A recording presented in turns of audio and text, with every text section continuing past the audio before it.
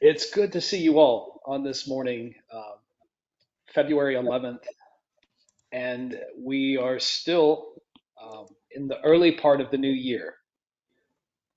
Have wonderful memories of playing Star Wars in December with you all, and have shared that story several times. And the reaction I get every time I share the story is, um, how are they going to top that? And my only answer to that is you don't know Peter Sticks. So I think I think he has the capacity to top it year over year. So um, hopefully we'll be back with you in December because I've heard rumors of the Lord of the Rings. So we'll see what happens. Um, I'm going to be teaching today from the book of James. This year, I've decided to spend a lot of time working in James and in Proverbs in study.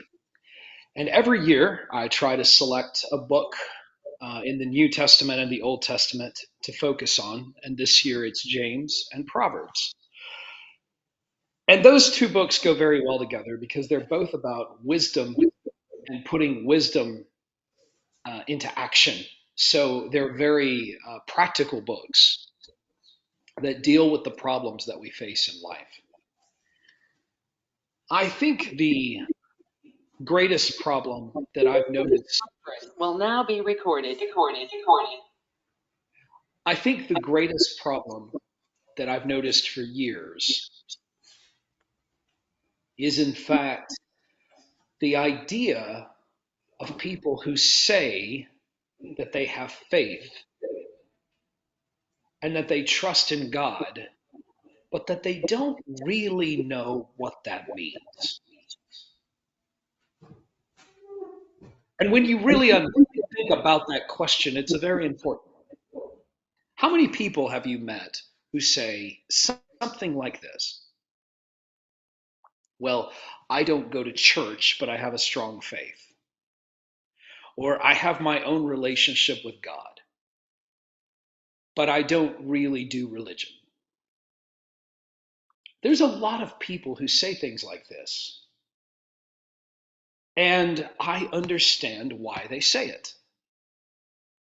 Because for some reason or another, the things that happen inside the church have turned them off to religious ideas, but they still want to think of themselves as something of a good person.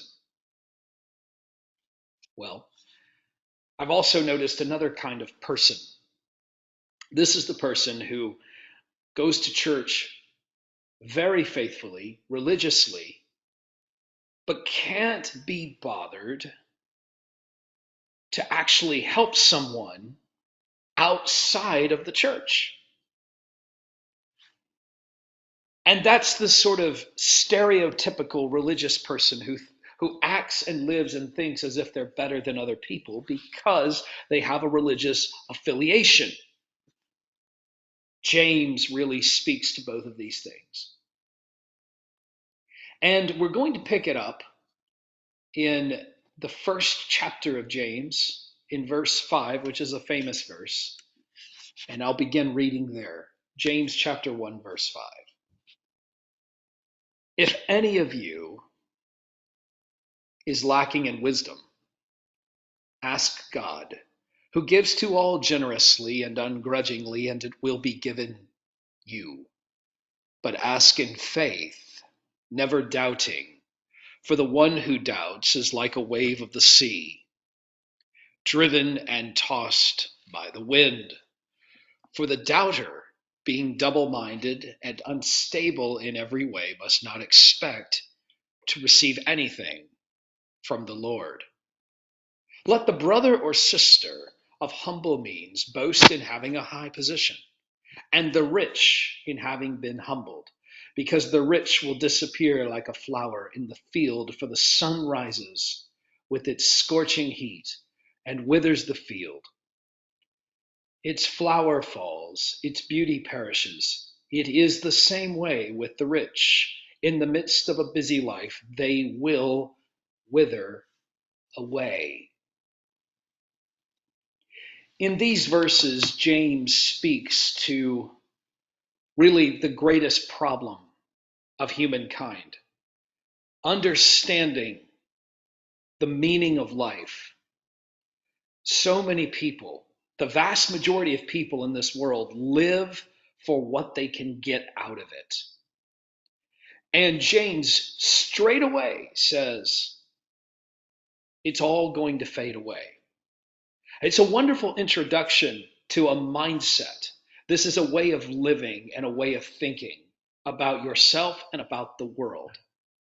This world is primarily dominated by people who are seeking to possess more and more. If you give your life to this, you will end up empty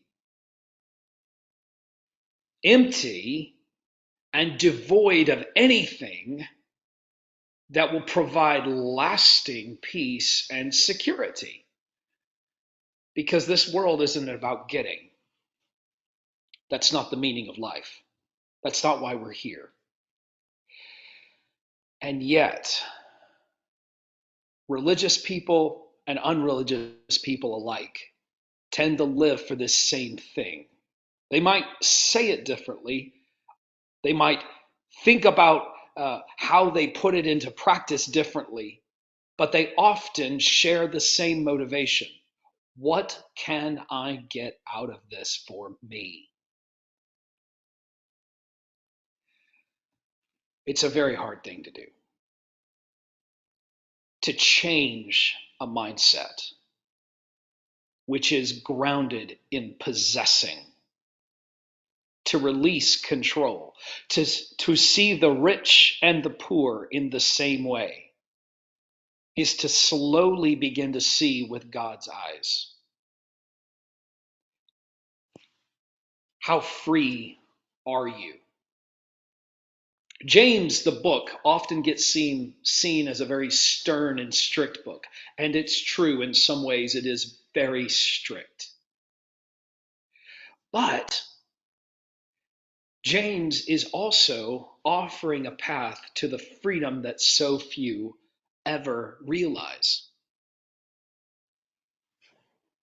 Jesus said that if you know the truth will make you free. Well, understanding freedom from possession is to be released from that thing which controls and drives the vast majority of people in this world. I grew up in a town of about 6,000 people. It was a small town, really just a little more than a village. And the reason I lived there was my father moved to that place to become a pastor of a church. We were actually from a larger city with several million people, but we moved to the small town. And that's really where I grew up. So my earliest memories were in a small town life with small town people. And then as I grew up and began my adult life, I lived in cities. First, the most northern city in the world, which is St. Petersburg, Russia, and lived there for almost 5 years, and then moved to the capital city of Estonia, Tallinn, Estonia, and lived there for several years, and then ultimately landed in London for a decade. And in each of these cities, I saw the best example on earth of people desperate to achieve something. One of my favorite things to do in London is to stand early in the morning during the highest point of rush hour at one of the central stations in London, whether it's Waterloo or Victoria or Liverpool Street or what have you, and just watch the throngs and crowds of people with this glazed and urgent look on their face, just going and going and going and going, and just repeat day after day after day. There's no place like a city to understand the obsessions and the mindsets which control all of us. Of course, that gets into the church. There's been an idea for many years, and I think the church is mainly at fault for it, that something magically changes when you step inside the door of the church. That somehow those people that were on the street, on the road just outside, were just usual people, but when they walk in the doors of the building, they somehow get a dose of spirituality and religiosity, which makes them better. That's not true, but I think the church is much at fault for creating that idea anyway. But we know that we're just ordinary people living ordinary lives, and there's nothing magical about stepping inside the walls of a church building. But what's really difficult is that these things that drive us outside the church very easily tend to drive us inside the church. We import all of those obsessions and pathologies and problems that we struggle with outside right into our dealings in the church. Which is why so many churches become places that are abusive and competitive and difficult instead of a family of God. Well, I think I'd like to leap ahead for sake of time today to James chapter 1, verse 19. And if you would look there with me, we're going to see what it is to both hear and do the word. You must understand this, my beloved brothers and sisters. Let everyone be quick to listen, slow to speak, slow to anger. For human anger does not produce God's righteousness. Therefore, rid yourselves of all sordidness and rank growth of wickedness, and welcome with meekness the implanted word that has the power to save your souls. In verse 19, James does something here which is frankly upside down. The kingdom of God is upside down. In the way that God perceives and does and acts, it's upside down to usual ways of human behavior. Well, let's look at it right here in verse 19. Be quick to listen. Be quick to listen. Think about that. How many of us, how many of you, how often am I quick to listen? We're far too often slow to listen. In fact, most of the time, when you see a person or you're in a conversation with a person, you've already judged who they are, what their motivations are, what they're saying to you, why they're saying it, and what they're actually trying to convey to you, rather than the words they're saying. And when you build entire cultures and societies on this way of life, what do you get? You get constant deception and anger. Does that sound familiar to you? We do not live in a world that is quick to listen. We live in a world which is quick to judge and quick to argue and quick to speak. Imagine what would happen over the dispatch box if this next week in Parliament they all decided to be quick to listen to one another. Well, we'd have to switch off politics because it wouldn't happen anymore in the way that it has. The shouting, the yelling, the back and forth is simply a mirror of so many interactions in society, in the world, the communities, our homes, inside the walls of our family dwellings. siblings, teachers, and students, so much judgment, so much presumption, very little listening. I think it's remarkable that in the first century, James is speaking to a society much like ours. And he's saying, let everyone be quick to listen, to switch your brain as a kingdom person, as a child of God, as someone who would call themselves a Christian. One of the characteristics that you should inhabit, that I should inhabit, that should be a part of our nature, is that as God's people, we should be quick to listen. What a change that would be. What a remarkable thing it would be for those who come from the outside to come to a place where they're not prejudged, but that they're heard and that they're seen. But that requires something happening inside of us. And I think James speaks to that. Notice back at verse 19. When he says, let everyone be quick to listen, he then moves to slow to speak, slow to anger. And there's kind of a progression here. And he says this human anger, he's definitely speaking to anger and resentment, does not produce God's righteousness. And so then he ties this way of communicating with one another to these very difficult words. My translation says sordidness and rank growth of wickedness.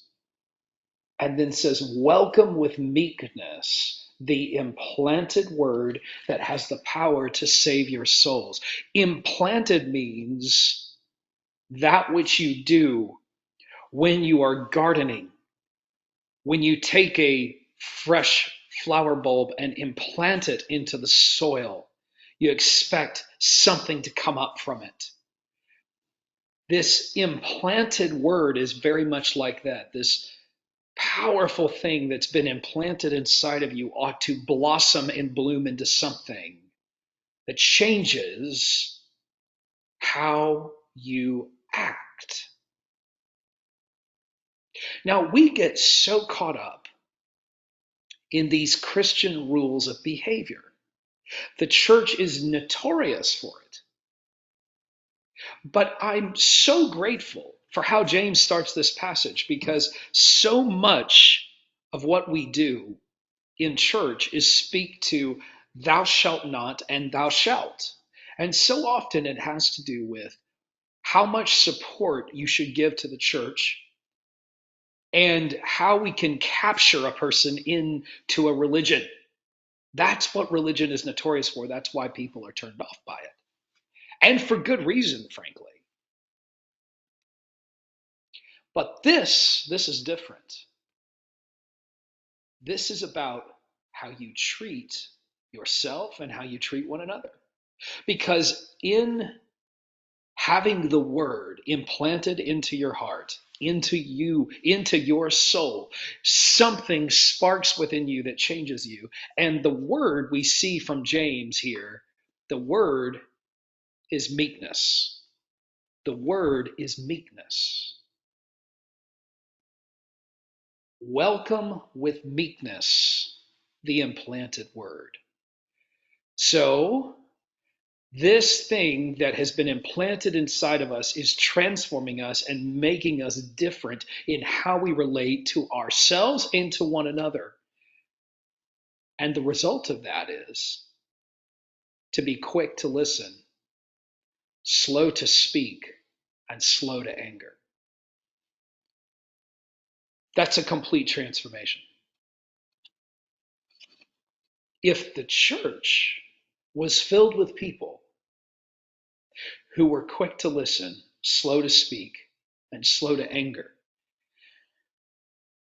our communities, our churches would be transformed.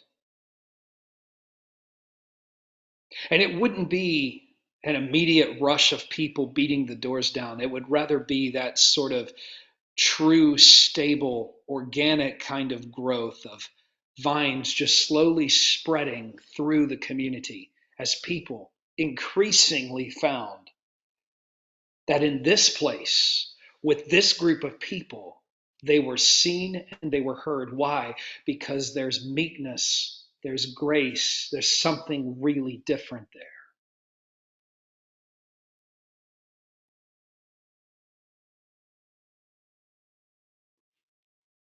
Human anger does not produce God's righteousness. How often are you angry? How often do you allow human anger to control you and to control your soul? If you answer that question, you'll quickly be able to understand why sometimes you and I may struggle with our Christian faith, our Christian walk. How often do we allow anger to possess us, to possess our souls, to control us, to determine our actions and reactions?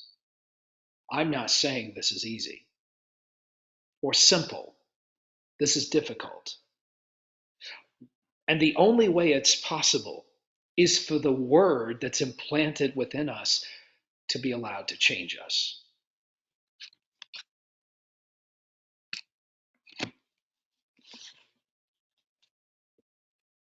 Verse 22, as we come to a close shortly. Be doers of the word and not merely hearers who deceive themselves. For if any are hearers of the word and not doers, they are like those who look at themselves and on going away immediately forget what they were like. But those who look into the perfect law, the law of liberty, and persevere, being not hearers who forget, but doers who act, they will be blessed in their doing. If any think they are religious and do not bridle their tongues, but deceive their hearts, their religion is worthless. If we can't control our tongue, our religion is worthless. Those are powerful, powerful words.